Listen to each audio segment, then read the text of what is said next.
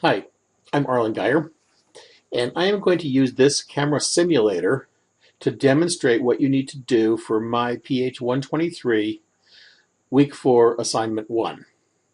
So the assignment is about um, controlling depth of field, creating deep depth of field where you have a lot of focus in front of and behind the subject that you're actually focused on, and also creating shallow depth of field where you have very little in focus in front of and behind the subject that you're focused on.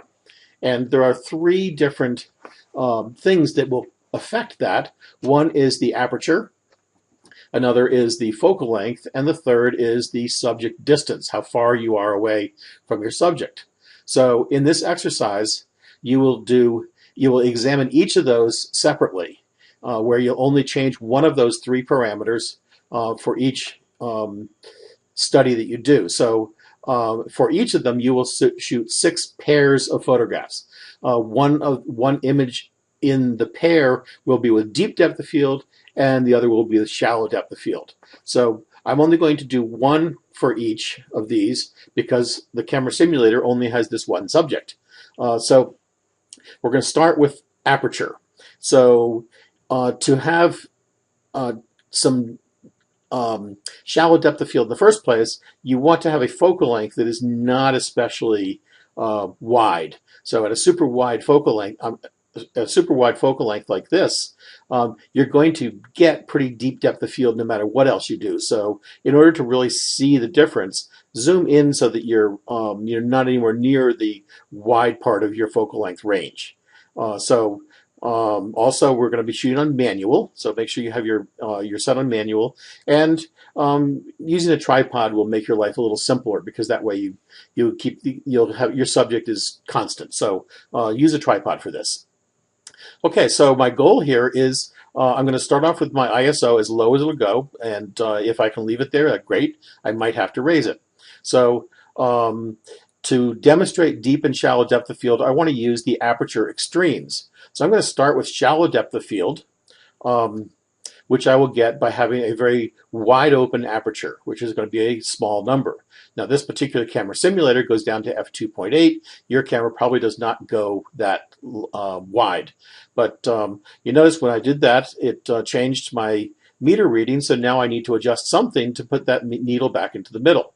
So I'm going to use the shutter speed and pull that up until the needle matches.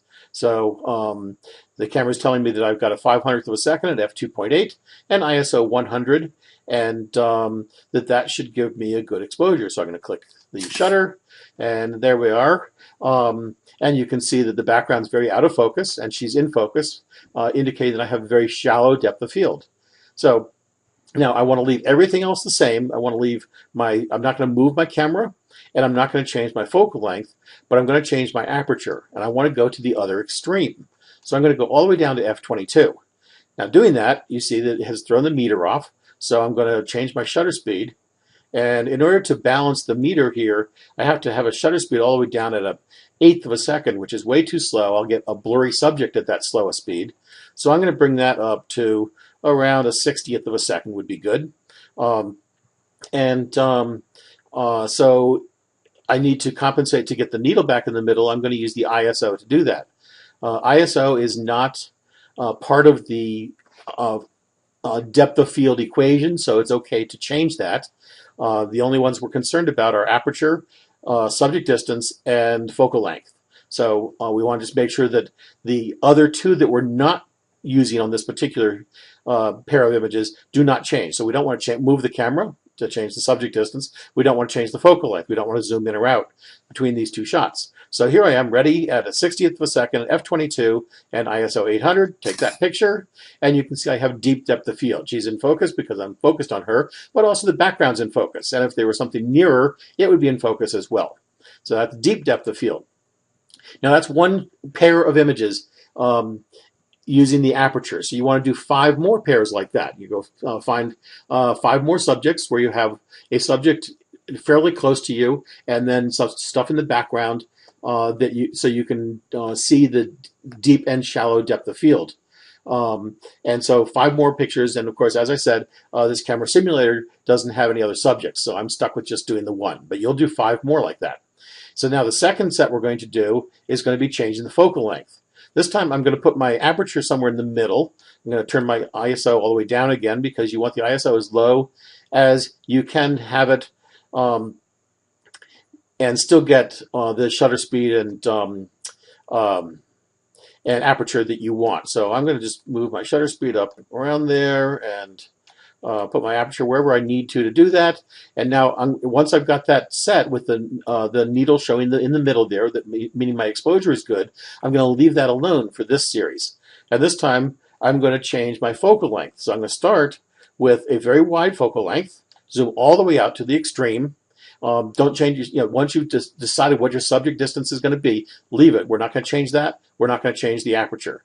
And so my needle is in the middle. I'm ready to take the picture. And there we go. And you can see that with that zoomed out to the wide angle setting, that I've got very deep depth of field. The background is in focus as well as her. Now I'm not going to change anything else. All I'm going to do is zoom in my lens all the way to the other extreme. Notice that I don't have to change anything else. The needle is still in the middle, and I'm focused on her. And my camera's staying on that tripod, so I'm not changing the subject distance. And I take that picture. Notice now that I have very shallow depth of field. The background is blurry, and she is not. And now you'll do 5 more subjects using that same series like that, where you don't change the aperture. And for each pair of images, you don't change your subject distance. You just change your focal length from one extreme to the other. Okay, so that's that one. We have 1 more to go.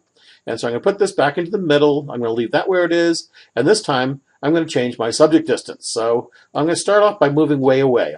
I've got her. I have moved so that she is about 10 feet away from me. And actually, in this example, what happens is that she moves. So you can see that, that the camera's pretty much staying in the same position. So I had her walk back so that she's further away. And but you can move your camera in this. That works just fine. So you move your camera so that you're about 10 feet away, and or more, and leave everything else alone, and take the picture. And you can see that the background is pretty much in focus. And now you're going to leave the focal length where it is. You're not going to change that. You're going to leave the aperture where it is. You're not going to change that. And you're going to walk in close, pretty much as close as you can get and still have her in focus. And so in this case, that's 3 feet. So I've only got her 3 feet away from me. I just walked up to her really close. And I'm going to take that picture, having not changed anything else. And now you can see that the background is out of focus. I've got shallow depth of field. The background's out of focus. She's in focus because I've focused on her. So then you'll do 5 more using that combination. Just changing your subject distance, but not changing the focal length and not changing the aperture. So that's the way this assignment works. And then you'll have 6 pairs of photographs for each of those 3 methods of changing depth of field. And you'll make contact sheets of each of those. And so there'll be 12 images on each contact sheet. And so that's the way that works. Thank you very much. I hope that was helpful.